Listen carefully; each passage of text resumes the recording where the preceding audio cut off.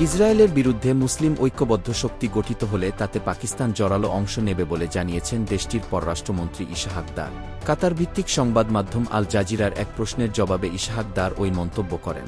তিনি বলেন, পাকিস্তানের খুবই বড় এবং কার্যকর সশস্ত্র বাহিনী রয়েছে, যারা প্রচলিত যুদ্ধে নিজেদের সক্ষমতা প্রমাণ করেছে।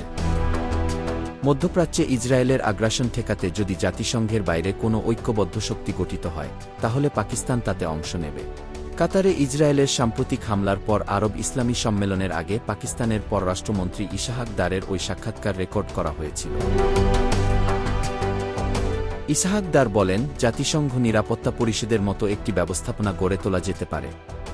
উদাহরণ হিসেবে বলা যায়, তারা কোনো দেশ তাদের কথা না শুনলে কঠোর অর্থনৈতিক নিষেধাজ্ঞা দেয়। এটি যে কোনো দেশের জন্য ভয়াবহ অর্থনৈতিক ক্ষতির কারণ হয়।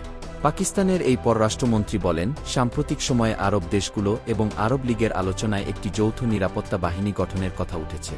তিনি বলেন, এটা কেন নয়, তাদের অবশ্যই এমন একটি বাহিনী থাকা উচিত।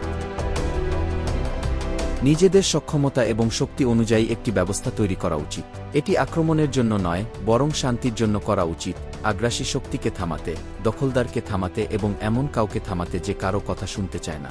পাকিস্তানের বড়, সুপরিচিত, কার্যকর সেনাবাহিনী, কার্যকর বিমান বাহিনী, কার্যকর নৌবাহিনী রয়েছে।